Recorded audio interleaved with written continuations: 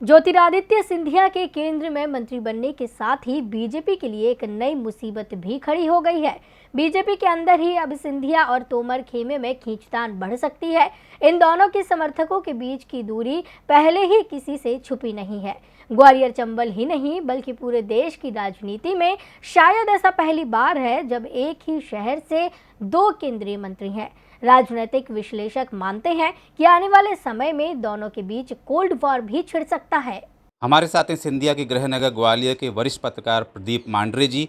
तो हम उनसे जानते हैं कि जब एक ही शहर से दो मंत्री केंद्र में होंगे तो क्या स्थिति इस क्षेत्र में बनेगी।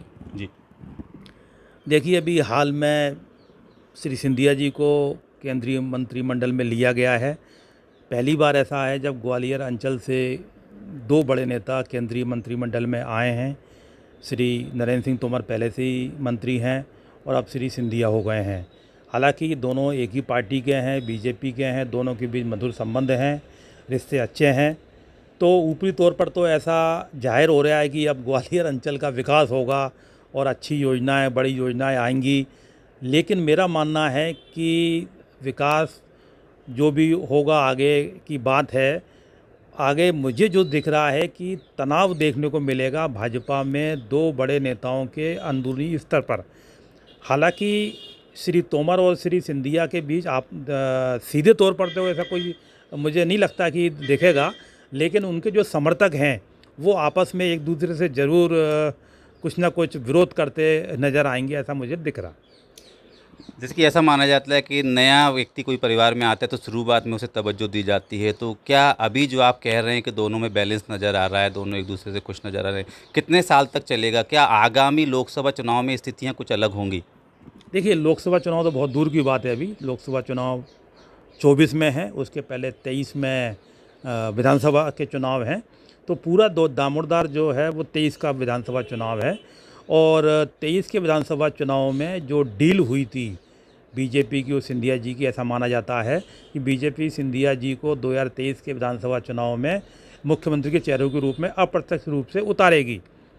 और जो तोमर साहब हैं वो भी मुख्यमंत्री पद के दावेदार हैं।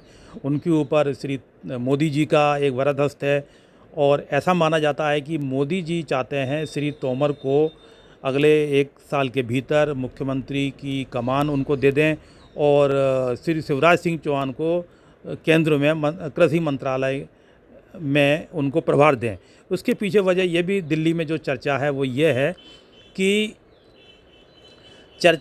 कि श्री मोदी और अमित शाह की जो जोड़ी है वो ये नहीं चाहती कि मुख्यमंत्री के रूप में शिवराज सिंह एक लंबा रिकॉर्ड बनाएं।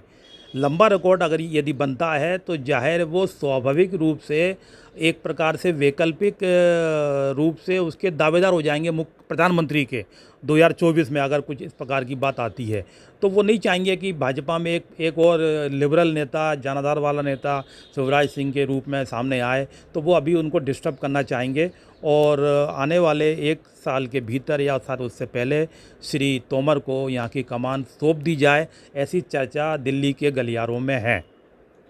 अभी पिछले कुछ दिनों में भी कुछ अप्रत्यक्ष कंपटीशन सिंधिया जी और तोमर जी के बीच में नज़र आया था। जब सिंधिया जी ने एम्बुलेंस वितरण किया तो कुछ दिनों बाद ही जो है ट्रक भर के सामग्री जो है तोमर जी ने सभी ज़िलों में पहुंचाई। तो इस तरह के अप्रत्यक्ष यदि कंपटीशन देखने को मिलेंगे तो क्या स्थिति बनेगी आगामी समय में?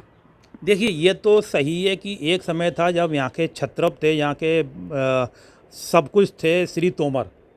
और जब श्री सिंधिया बीजेपी में आए तो जाहिर है तोमर और सिंधिया जी समकक्ष हो गए, यानी कि दोनों के अधिकार लगभग बराबर हो गए। तो तोमर साहब के मन में, उनकी राजनीति में ये कहीं ना कहीं तो खटकता है कि सिंधिया जी आगे बढ़ रहे हैं और सिंधिया जी युवाएं, जाहिर वो आगे बढ़ना ही है उनको। तो तोमर साहब का और उनके समर्थकों का प्रयास ये रहता है कि कैसे भी रूप में सिंधिया जी के बराबर हम रहें।